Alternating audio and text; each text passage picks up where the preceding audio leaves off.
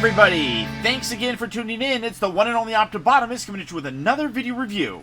And on today's episode, continuing on with our journey to collect all the Infinity Stones, we're going to be taking a look at the new Disney Parks exclusive Aether Light Up Prop Replica. The third stone to be revealed to us in the Marvel Cinematic Universe, originally revealed to us in Thor: The Dark World. The Aether was something that was a little bit different than all the other Infinity Stones. In its more natural state, it existed as kind of a fluid sort of thing. Whereas all the other ones were basically little ingots, the Aether was very fluidic.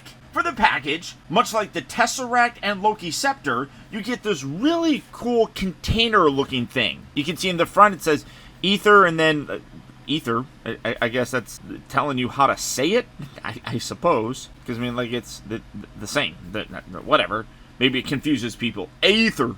You can see that it comes with the Reality Stone. And then you got this really cool sort of graphic all the way around, which shows the red coloring, which matches with what the Reality Stone has. Which was always weird to me that's the Reality Stone. Because it seemed very powerful. But, you know, what do I know? But you can see you got like these little kind of mechanism sort of thing, kind of like the top right here looks like it's basically a seal of sorts. Come around, you got the warnings. The box all the way around is basically the same. The bottom section here has warnings and contact information. If you're a child, it'll make you sad. And I guess that kind of makes sense. But for the packaging on this, that's about it. So without further ado, let's get it out here and see how cool it actually is. Alright, my dudes and dudettes, here we have the Aether opened up and out of its packaging. And while sometimes people will often mistakenly refer to this as the Aether, it's not. It is just the container. Much like this was the container for the Space Stone. This was referred to as the Tesseract, obviously. To my knowledge, this did not have a name. But the Aether was, in reality, the Reality Stone. We talked about how initially in Thor: The Dark World, it seemed to kind of be a fluid sort of thing. And then when Thanos got a hold of it, he was able to basically condense it into this little stone, which he was able to put into the Infinity Gauntlet, obviously. Much like all the other ones, you can see absolutely gorgeous with some nice reflective silver paint on there, which looks really very cool. And then, of course, on the opposite side, you have the little connecting points. Much like all the other ones, it does connect to the inside of this container. But taking a look at that, this is absolutely gorgeous. You can see that it has a very kind of worn look on here with cracks and things like that all the way around. Really looking very, very nice. And then you can also see some glyphs, I suppose, kind of sculpted into it. All the way around, this has an amazing amount of detail on it, even when you look down in the lower section. The only part that kind of gets a little bit ugly is this. This is where the sensor is to activate it, much like the Tesseract had one on the bottom. This one is right there. I kind of wish that they could hide it a little bit better, but you can see the bottom section here houses the battery compartment and then the on and off switch. But you also see like warnings and things on that side. But all the way around, great level of detail. You can even take these and lift these up, as this is kind of how, at the end of Thor, Lady Sif and I forgot whoever else it was taking this to the Collector, and they basically were using the handles to kind of carry this around. But the nice thing is, this part here opens. It's kind of hard to do with that up, but this section opens, and this is where the Aether or the Reality Stone would be stored. But you can see, even on the inside here, gorgeous detail on the inside here, the flap, and then even when you look in here, a lot of really nice sculpted in detail all the way around. But you do have the little connecting point right here, so we're going to take that, we're going to line that up, peg that in, just like that, get that in there. Did I put that in there right? I don't know if I put that in there. I don't think it doesn't really matter which way it goes. You just kind of have to, or did I actually turn it off? I might have turned it off. Oh, yeah, I actually turned it off. But you can see that, much like all the other ones, the stone here glows very nicely. Even when you close this, this stays on. So it does turn off eventually, but just be aware that I would probably recommend taking that out just so that you don't drain the batteries any. You're going to want to keep it nice and powered up.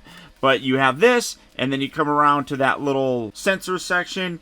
You put your finger on there, and you have that. Basically, the way that it looks, and you can hear sounds and everything. Basically, it's meant to kind of look like it's flowing around in there, but in reality, it just kind of looks like there's lights that just go around in a circle. And you can see it turns off, but it has a couple different sounds to it. Yeah, see, that's a little bit more aggressive sounding. It doesn't have like a motion sensor or anything. You literally just kind of move your finger around on there. But it has a very kind of fluid sound to it, which is cool. And you can see that fades off. And then, again, you just kind of rub your finger on there. Bring that back up. And it swirls around again. Now, again, this is actually really cool that they do this. You can take this section here, and I'm going to lift this up and just set that there, bring in the Tesseract. We do know that this lights up blue. If I can't, there we go. You can see lighting up very nice and blue. And actually, I don't even really need to turn the lights off because this really displays very well.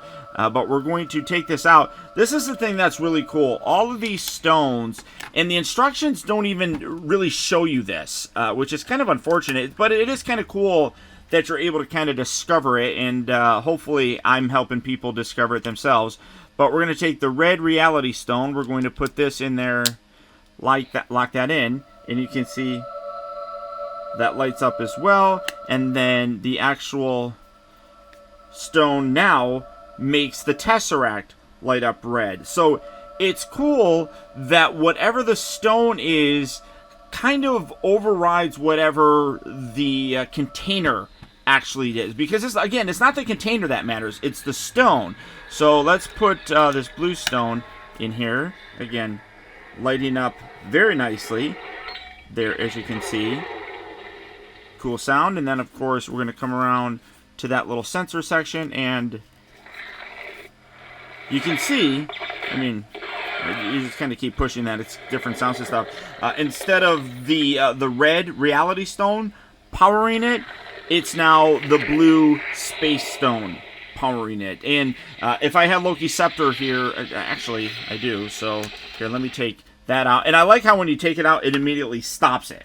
So here is the actual Mind Stone. So again, yellow, we're going to put that in there, connect that in. That lights up yellow, as you can see. Really nice. And the sound changes. So it's almost like the sound, the sound when you plug that in, if I'm not mistaken, is the sound of this particular stone. So each one has a slightly different sound, so that's cool. But you put that in there. Is that on? Yeah.